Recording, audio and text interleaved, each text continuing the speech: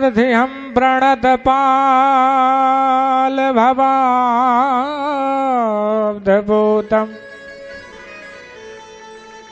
वन्दे महापुरुष ते शरणारविन्दम्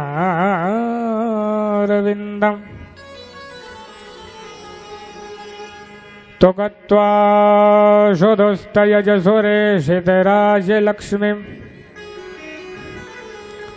धर्मिष्ठयार्यवचसा यद्गादरण्यम्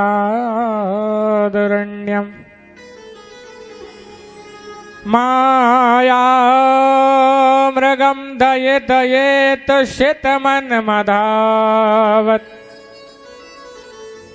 वन्दे महापुरुष ते चरणारविन्दम्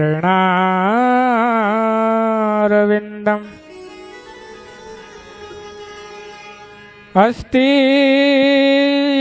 स्वस्तरुणीकराग्रविगलद् कल्पप्रसूनाप्लुदम्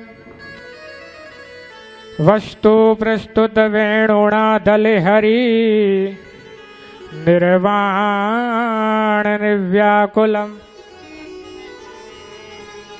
स्रस्ता स्रस्त निबद्धने विविलसत् गोपीसहस्रावृतम् अस्तन्यस्तनतापवर्गमखिलो धारं किशोराकृति नर्मदे त्वं महाभाग सर्वपाप हरि भव त्वदप्सु यः शिलः शर्व शिवकल्पा भवन्तु तः विंधु सिंधु से वर्णित होकर बहने लगी तरंगनिमा प्रबल वेग से अरिदल के भी पातक पुंज निवारणिमा काल रूप यमदूतों का भय हरती रक्षा करती माँ तेरे पद पंकज मेरे वा सदा वंदना मेरी माँ नर्मदा माधिनाथस्य प्रणयं विपर्या गिरा वैखर्यादिवदयदुच्चे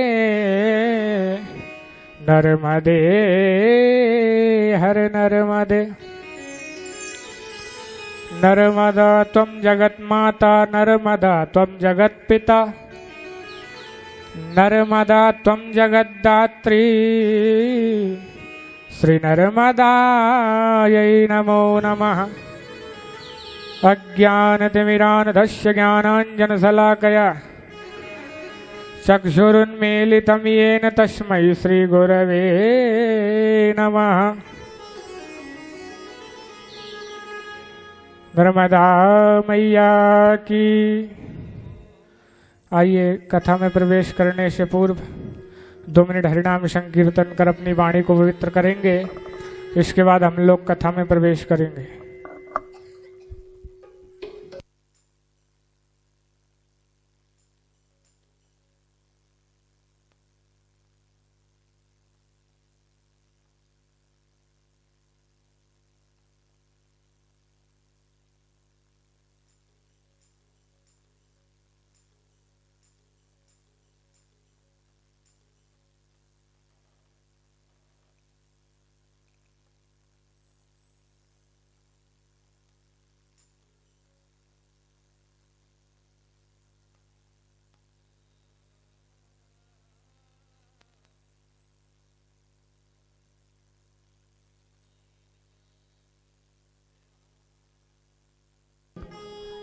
हो मैया अमरिकट्टे वाली तुम हो बोली भाली नर्मदा चार भुजाधारी तुम हो बोली भाली मैया अमर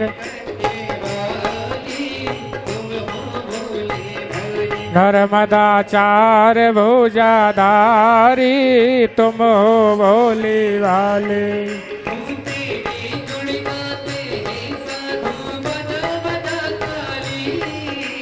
तेरे गुण गाते हैं साधु बजा बजा ताली।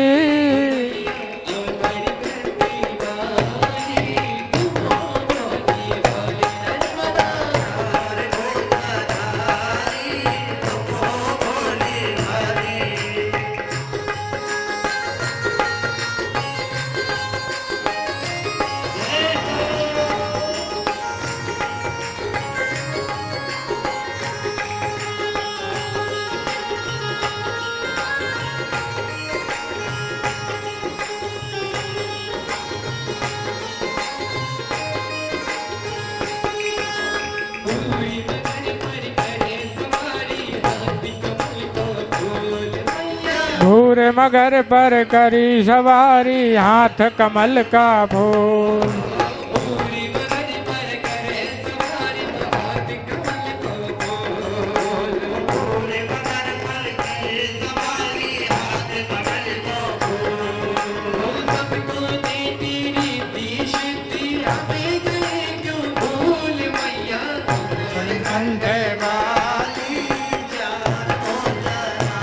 भैया गार भुजाधारी तुम हो भोले भाले।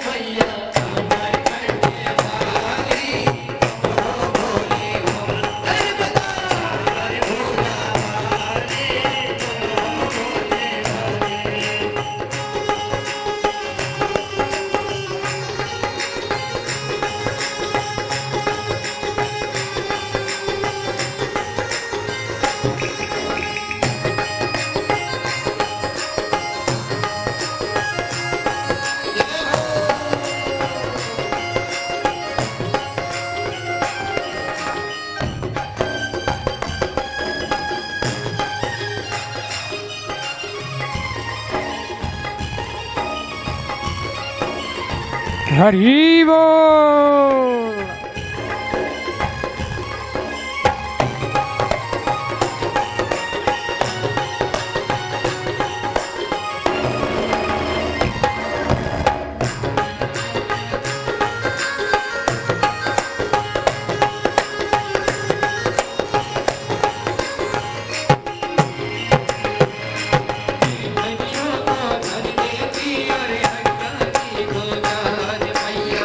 हरियों को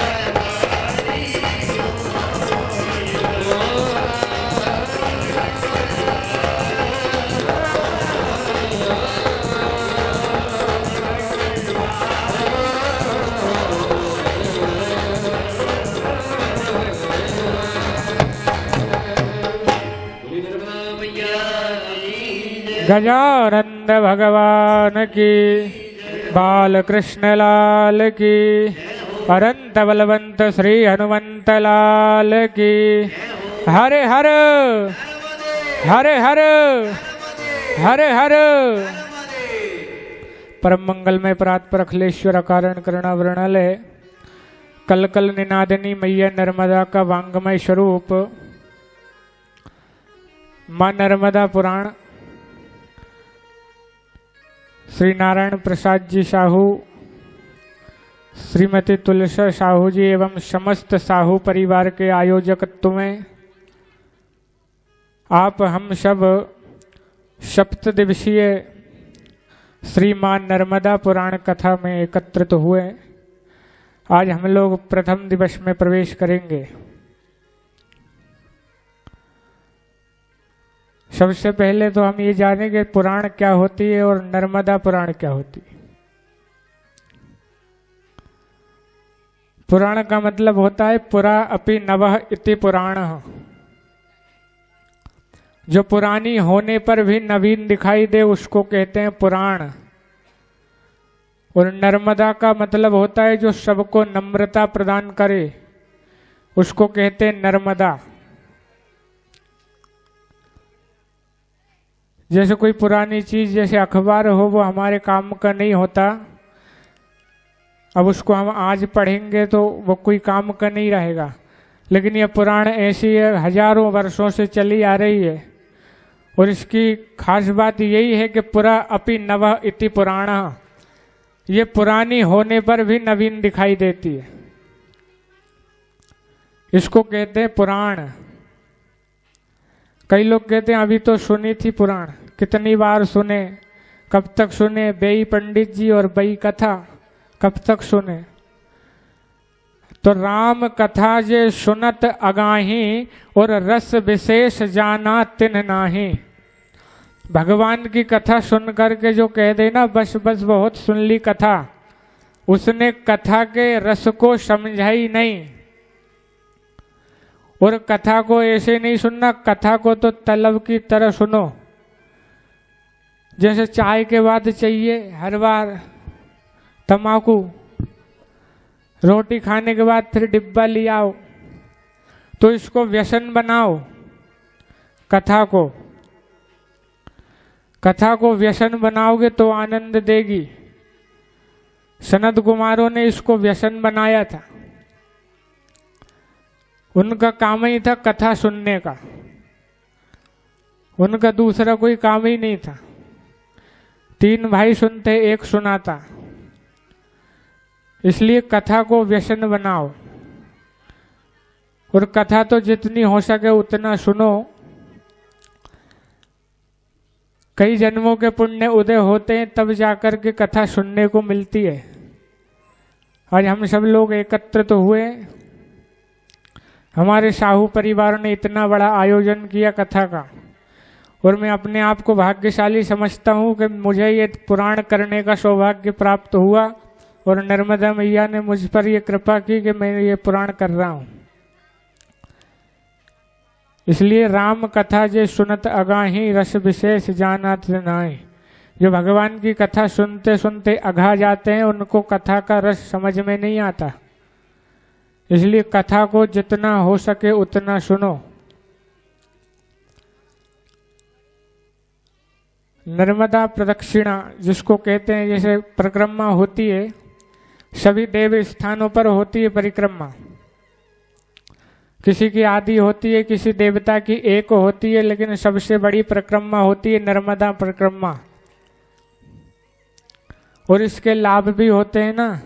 यानी कानी चपापानी जन्मांतर कृतानि च तानी तानी प्रणश्यंतु प्रदक्षिणा पदे पदे। जो हमारे जन्म जन्मांतरों के पाप होते हैं वो प्रदक्षिणा से पग पग पर कट जाते हैं। ऐसी ही नर्मदा पुराण की कथा जो मार्कंडे जी ने युधिष्ठिर को सुनाई। महाभारत में थे ना 5 भाई, उनमें से जो बड़े थे युधिष्ठिर, उनको और यही प्रश्न वेदव्यास जी के शिष्य बेशम्पायन जी से परीक्षित के पुत्र जन्मेजय ने भी किए।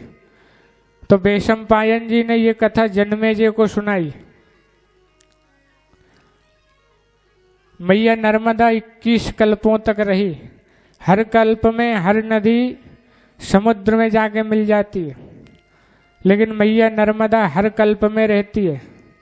मार्कंडे जी ने 7 कल्प 21 कल्प सब देखे, जिसमें नर्मदा के दर्शन उन्होंने किए। ऐसी है मैया नर्मदा की महिमा।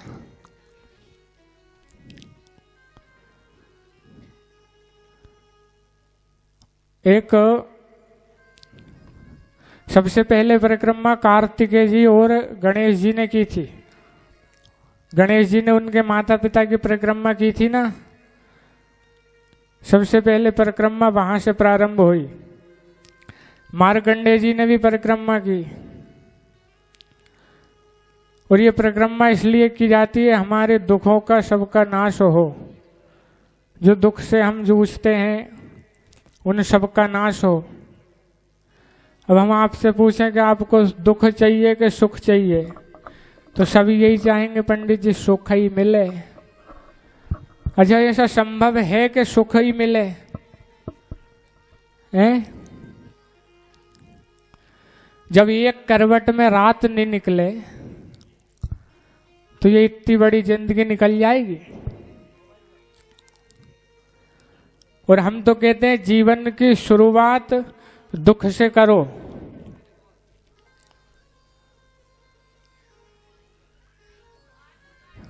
जीवन में शुरुआत दुख से करो।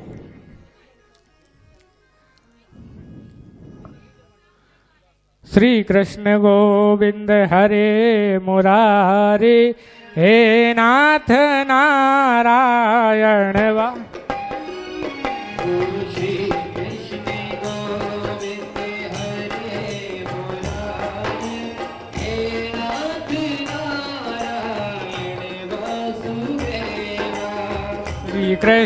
गोविंद हरे मुरारे,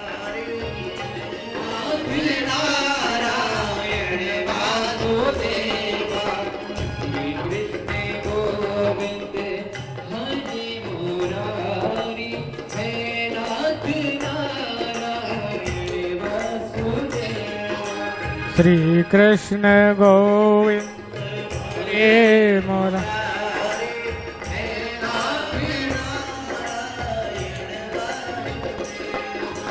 हे नाथी नारायणी वासुदेवा, हे नाथी नारायण वासुदेवा, हे नाथी नारायणी वासुदेवा, हे नाथी नारायण वासुदेवा,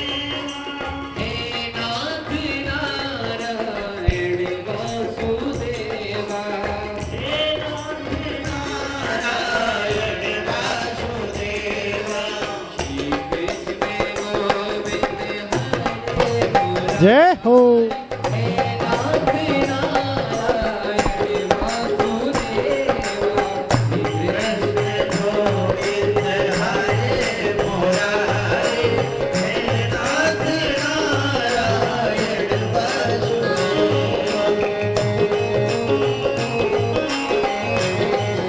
हेलो हेलो।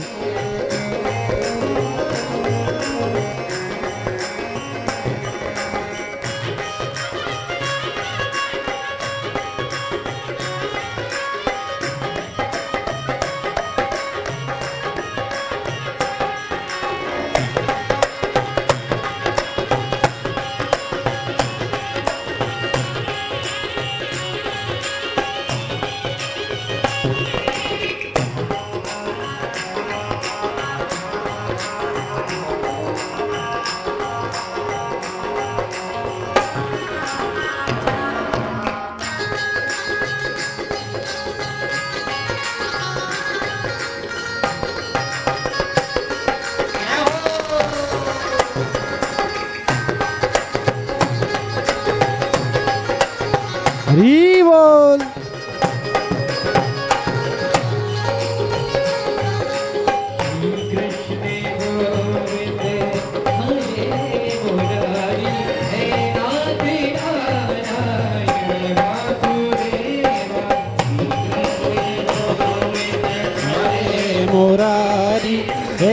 नाथ नारायण वासुदेवा। जय हो नारायण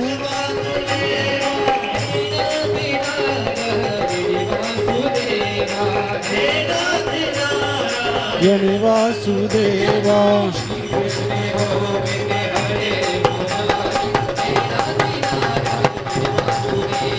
श्री कृष्ण गोविंद हरे मुरारे हे नाथ नारायण वासुदेवा। श्री कृष्ण गोविंद हरे मुरारे हे नाथ नारायण वासुदेवा। श्री कृष्ण नारायण वासुदेवा हे नाथ नारायण वासुदेवा। नर्मदा मैया की जय हो। तो जीवन में शुरुआत दुख से करो। अच्छा, आप में से पंगत में कौन कौन जाता है? पंगत में शुरुआत सब्जी पूड़ी से करो कि गुलाब जामुन से करो? सब्जी पूड़ी से ही करो नहीं। अब वो बगल वालों के कि या गुलाब जामुन खानी, वो के भैया कहीं पानी खुद को और चिरकी लग गई तो या काम देगी। वैसे ही सुख को जोड़ के रखो तो ये दुख आए ना, फिर सुख भी आएगा तो वो काम देगा, और वो दुख तो परमात्मा देगा। उससे कह दिया करो कि न तू किस्त में भेजा कर। वैसे तो एक एक किस्त अपन सब काट रहे। कहीं के लड़का खराब निकल गया, किस्त कट रही। कहीं के लड़की खराब निकल गई, किस्त कट रही। और सब कुछ अच्छा मिल जाए, मकान अच्छा, दुकान अच्छी, सब कुछ अच्छा, तो शरीर दुख दे रहा। जीवन में सुखी कौन है? अरे नानक दुखिया सब संसारे, सोई सुखिया जग राम अघारे।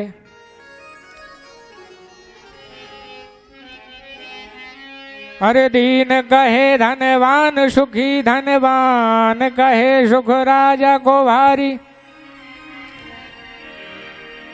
राजा कहे महाराजा सुखी, महाराजा कहे सुख इंद्र को भारी। इंद्र कहे चतुरानन को सुख, ब्रह्मा कहे सुख विष्णु को भारी। पर तुलसीदास विचार कहे, हरि भजन बिना सब जीव दुखारी। भगवान के भजन के बिना सब जीव दुखी है। इसलिए जीवन की शुरुआत दुख से करो। और ये कथा जो है ना, ये जीवन की व्यथा मिटाती है। कथा जो है जीवन की व्यथा मिटाती है। अशोक वाटिका में माता जानकी बैठी थी जब दिन, तो हनुमान जी ने कथा सुनाई। हनुमान जी तो ज्ञानी नाम अग्रगण्य में है, ज्ञानियों के ज्ञानी। उन्होंने ऐसी कथा सुनाई कि सारी व्यथा मिटा दी। ऐसी ये कथा है। और जीवन में शुरुआत दुख से करो, हो सके तो। और ये कथा अब 7 दिनों तक यहाँ चलेगी, तो इसका बुलावा नहीं देखना कि हमें बुलाया नहीं। पंपलेट तो दे दिया था मगर फोन नहीं लगाया, क्योंकि इन चीजों में बुलावे की जरूरत नहीं पड़ती। एक कथा में और एक कहीं का चल जाए नहीं। जब अब कोई चल जाए तो कहीं ये कि नहीं चलो फलाना गया, कोई बुला हुआ देने आए कहीं। तो ये 2 चीजें ऐसी है, इनमें बिना बुलाए जाओ, भले दुश्मन के यहाँ भी हो। ऐसी है ये कथा जो हम 7 दिनों तक सुनेंगे। मार्कंडेय जी ने युधिष्ठिर को सारी कथाएं सुनाई। 21 कल्प मार्कंडेय जी ने देखे, जिसमें मैया नर्मदा रही। नर्मदा मैया पूर्व से पश्चिम की ओर प्रवाहित हुई, और दाहिना अंग उत्तर तट है और बाम अंग दक्षिण तट है। पहली प्रदक्षिणा मुंडमाल है, दूसरी जलहरी और तीसरी है हनुमान परिक्रमा। पृथ्वी की परिक्रमा छोड़कर नर्मदा जी की सबसे बड़ी परिक्रमा है, 1780 मील की परिक्रमा है मैया नर्मदा की।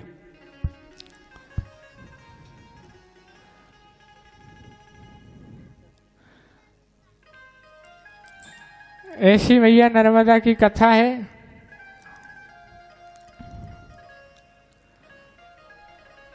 नैमिषारण्य तीर्थ में 88,000 ऋषि एकत्रित हैं।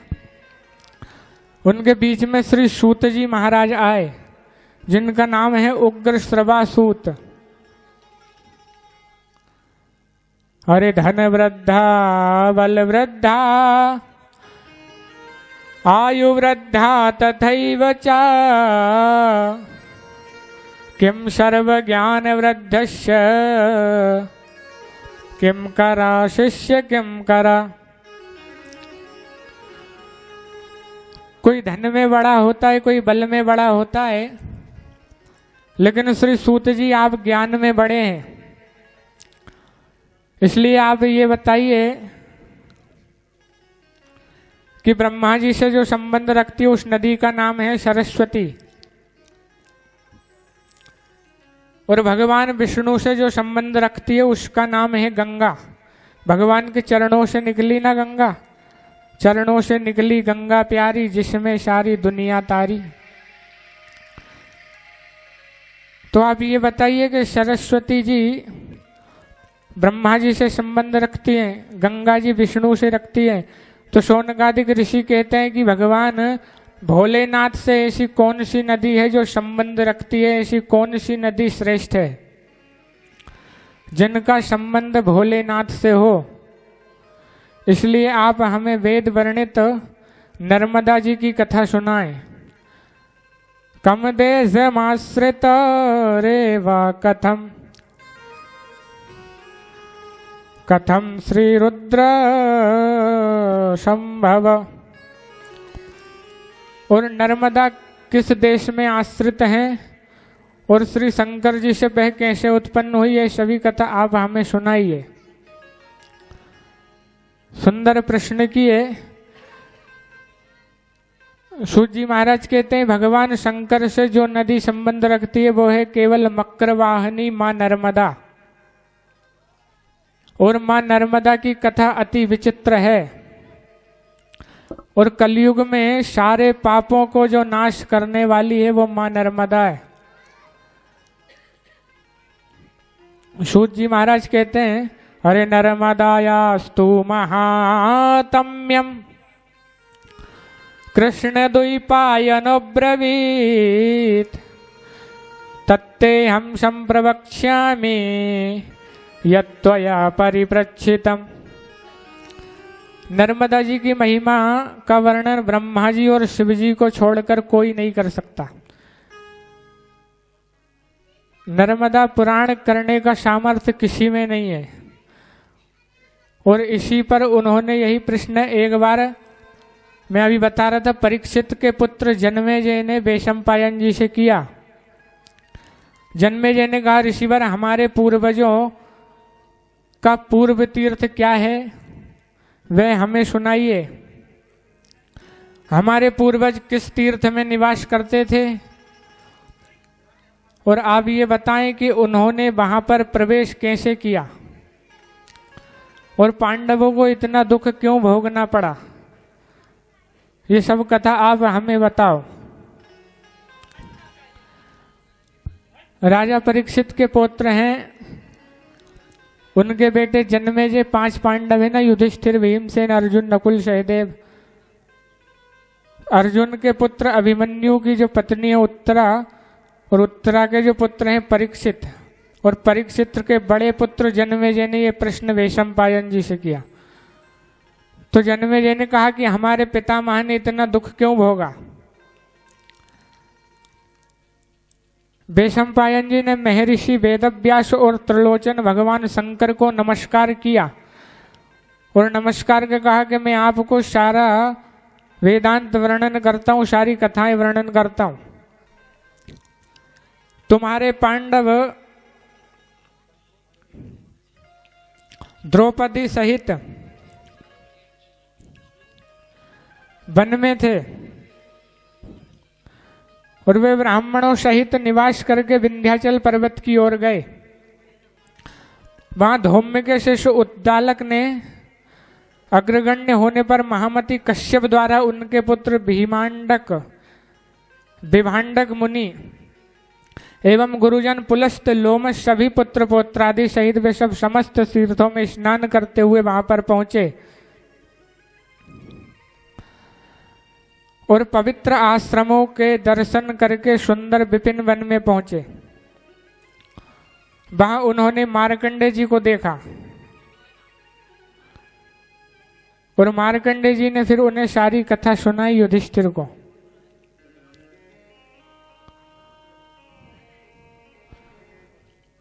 आप हमें ये बताइए, कल्पों का वृतांत बताइए, मुझसे कहिए, मुझे संपूर्ण वृतांत कल्पों का बताइए। नर्मदा पुराण में समस्त तीर्थों का वर्णन है।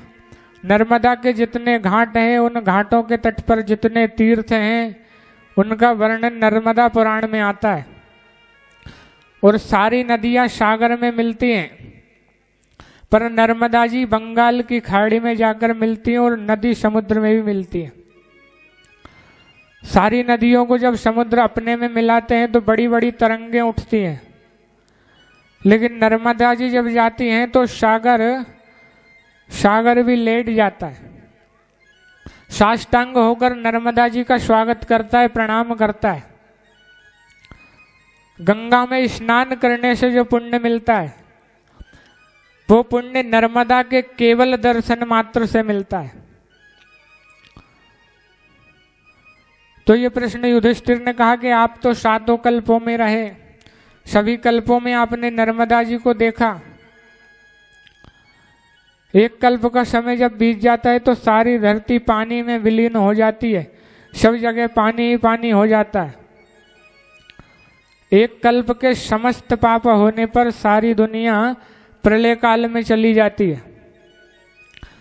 तो सातों कल्पों में हर प्राणी को मरना ही पड़ता है, सारी जगह जल होता है तो प्राणी को मरना पड़ता है,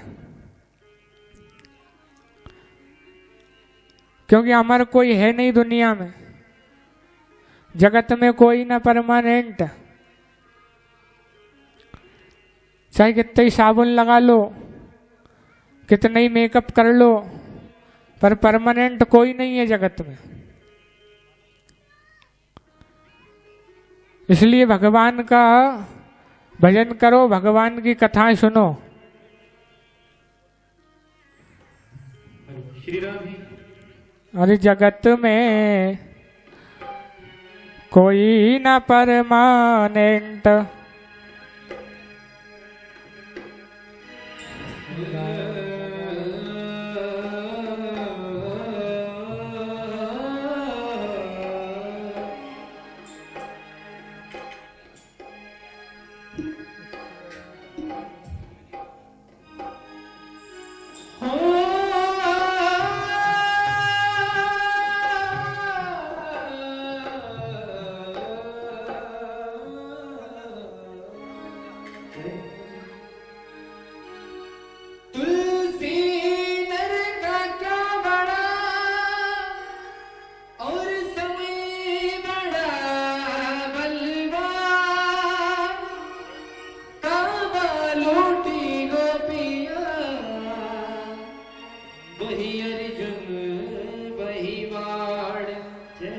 और समय समय में होते हैं और समय समय की बात,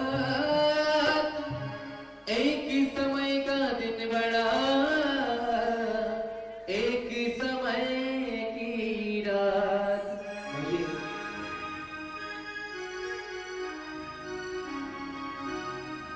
कदी कदे गाड़ियां सिंह हरी जावे, कदी कदी गीतना सुसेर हारी जावे, समय को भरोसो कोनी कभी पलटी मारी जावे, समय को भरोसो कोनी कभी पलटी मारी जावे, समय को भरोसो कोनी।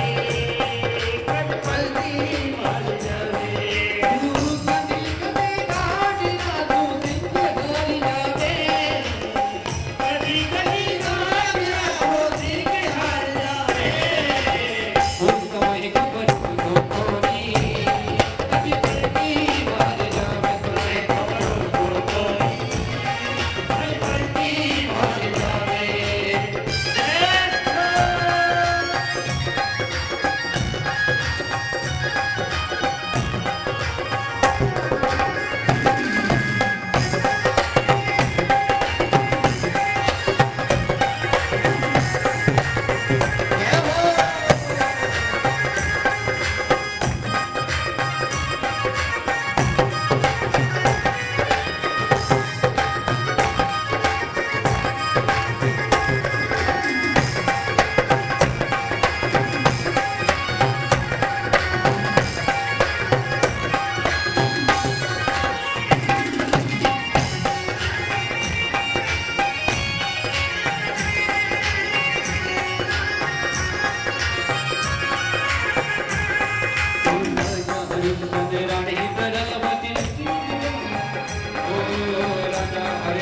रानी करावती रोहिता से कबल कहावे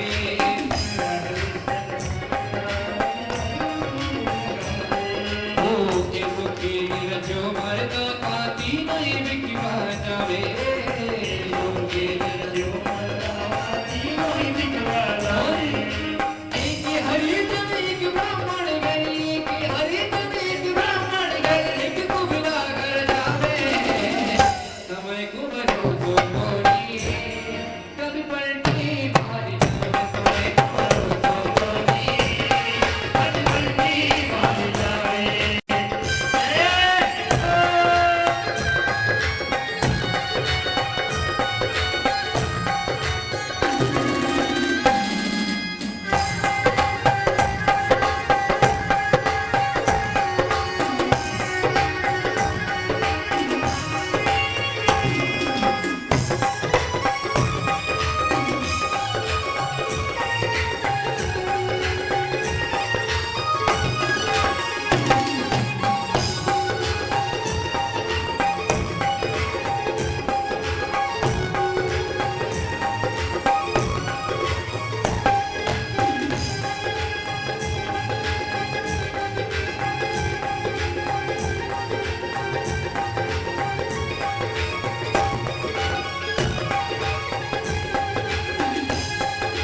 गुरु वशिष्ठ महामुनि ज्ञानी लिख लिख बातें बतावे गुरु वशिष्ठ महामुनि ज्ञानी लिख लिख बातें बतावे गुरु वशिष्ठ महामुनि ज्ञानी लिख लिख बातें बतावे गुरु वशिष्ठ महामुनि ज्ञानी लिख लिख बातें बतावे श्री राम जंगल में जावे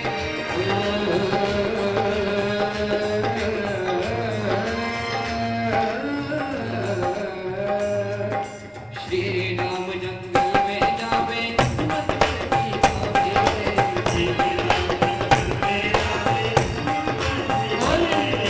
राजा दशरथ प्राण त्यागनी राजा दशरथ प्राण त्यागनी राजा दशरथ प्राण त्यागनी हाथ लगा नहीं पावे समय को भरोसो कोनी कभी पलटी मार जावे समय को भरोसो कोनी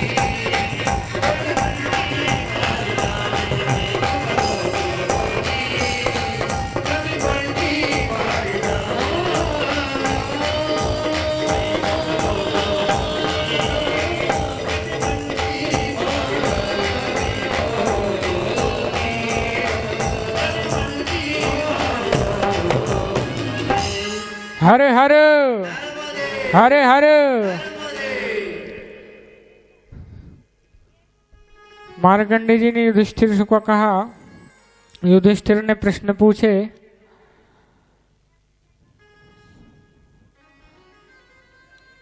नर्मदा जी के साथ साथ 21 कल्पों में मार्कंडेय जी भी नष्ट नहीं हुए।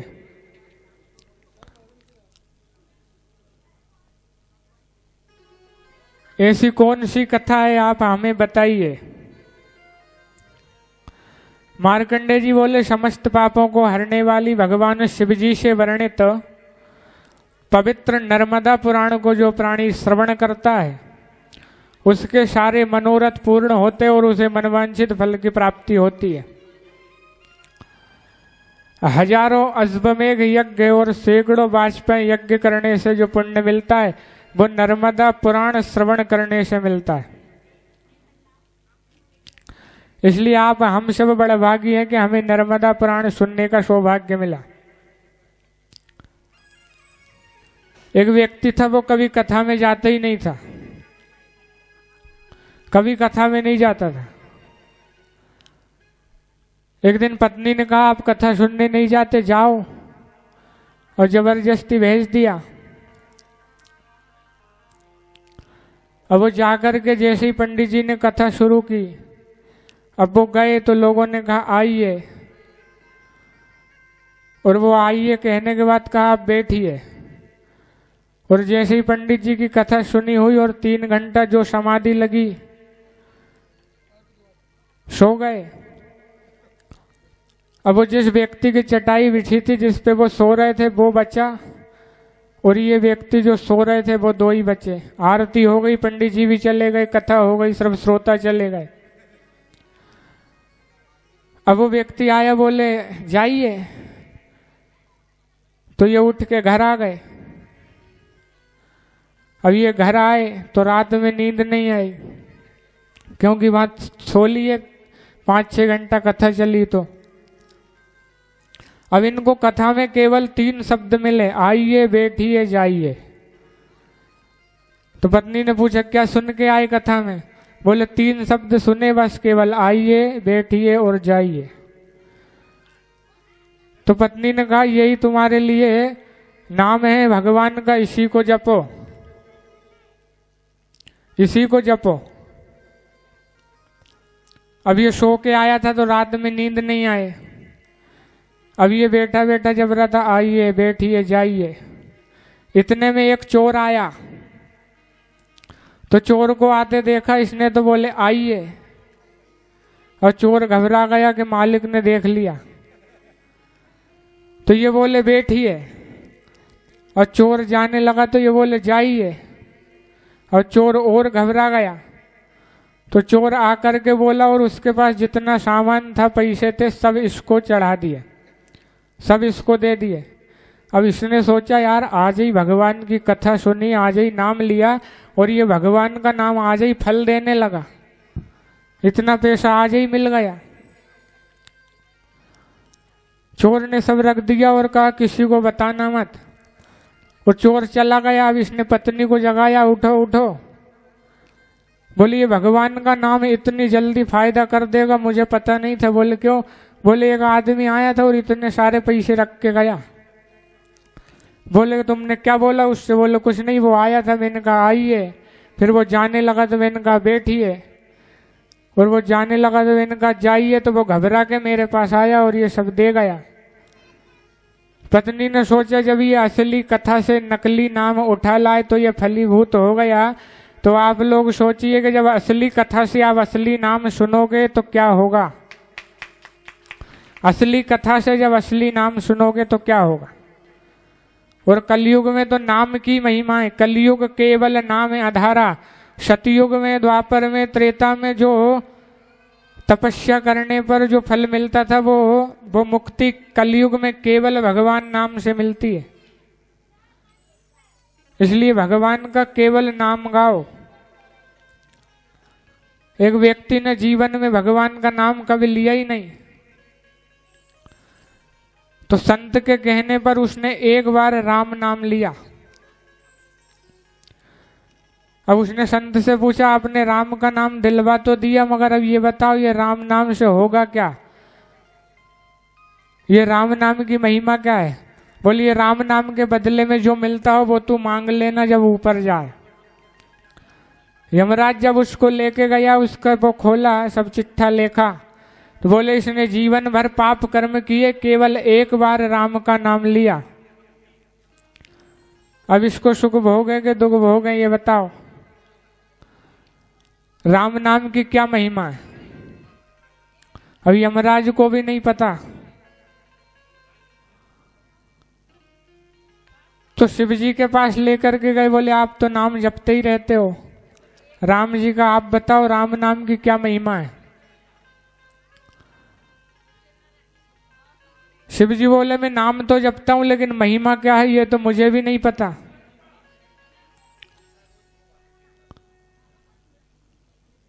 अब शिव जी को भी नहीं पता तो ब्रह्मा जी के पास गए। सृष्टि रचयिता ब्रह्मा। ब्रह्मा जी ने कहा भैया राम नाम तो हम भी जपते हैं लेकिन इसका राम नाम से क्या मिलता है और इसकी क्या महिमा है ये तो हमें भी नहीं पता। सबने कहा एक काम करो, जिनका नाम है उनके ही पास चलो। अब सब लोग राम जी के पास पहुंचे, बोले ये व्यक्ति है, इसको हम पालकी में बिठा कर लाए। यमराज, शिव जी और ब्रह्मा जी उस व्यक्ति को पालकी में बिठा करके राम जी के पास ले गए। शिव जी और ब्रह्मा सृष्टि रचयिता ने पालकी पे बिठाया। राम जी के पास पहुंचे तो राम जी ने बोला भैया नाम तो हमारा ही है लेकिन इसकी महिमा क्या है ये तो हमें भी नहीं पता। लेकिन राम जी बोले देखो इतना बड़ा यमराज और सृष्टि रचयिता ब्रह्मा और भगवान शंकर भी जिसको पालके में उठाकर लाए हैं, इससे बड़ी और राम नाम की महिमा क्या हो सकती है। यह है राम नाम की महिमा।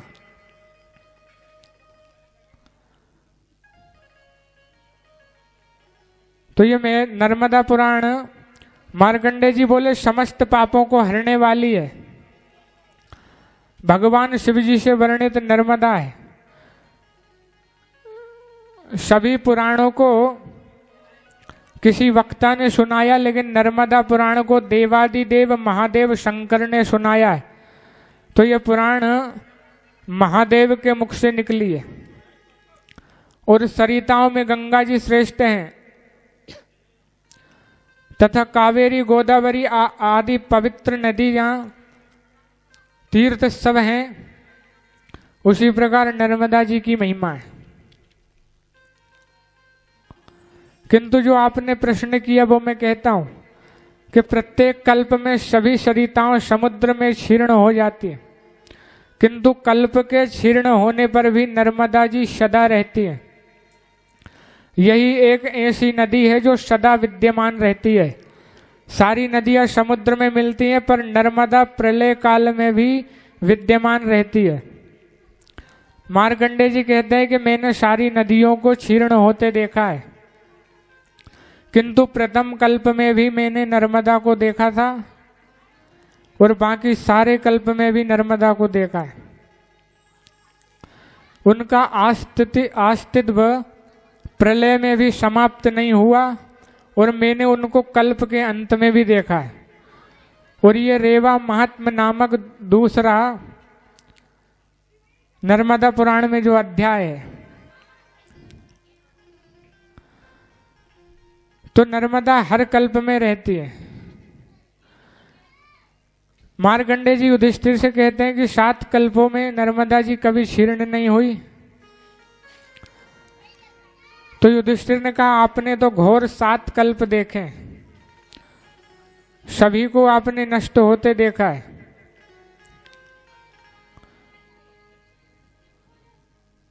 तो मार्कंडे मुनि आप ये बताइए कि जब 7 बार के प्रलय काल में नर्मदा जी और मार्कंडे मुनि नष्ट नहीं हुए, उन्होंने 7 कल्प को देखा, तो युधिष्ठिर जी बोले आपने ऐसा कौन सा पुण्य किया था जिससे आप नष्ट नहीं हुए। मार्कंडे जी कहते हैं मैं आपको बताता हूं कि प्रलय कैसे आया था और उसकी स्थिति का वर्णन मैं आपको सुनाता हूं। एक बार वायु देवता के पूछने पर भगवान शंकर वायु देवता से स्कंद कार्तिकेय ने सुना, उनसे वशिष्ठ से और पराशर से अनेक ऋषियों ने यह प्रश्न सुना। तो नर्मदा पुराण सबसे पहले भगवान शंकर के मुख से निकला। भोलेनाथ ने वायुदेव से पूछा 100,000 श्लोक वाली संहिता जो सबसे पहले भगवान शंकर जी ने सुनाई, वहीं उसका वर्णन बताया और सभी शास्त्रों का मंथन करके प्रथम वेदार्थ जो तत्व विरूपित किया वो नर्मदा पुराण है। ऐसी ये मैया की कथा और नर्मदा की महिमा जो हम सबको बड़े सौभाग्य से मिली है। 24 अवतार जो होते हैं वहां से नर्मदा परिक्रमा का श्री गणेश होता है। वैसे तो जहां से परिक्रमा उठाई जाए वहीं पूर्ण की जाती है और ओमकारेश्वर पर शिव जी को जल चढ़ाया जाता है।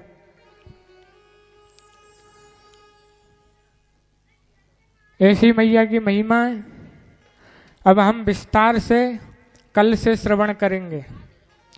आज की कथा को हम यहीं विराम करेंगे और कल से हम विस्तार से कथा को फिर से सुनेंगे। नर्मदे, नर्मदा मैया की। देखिए, माँ नर्मदा की महिमा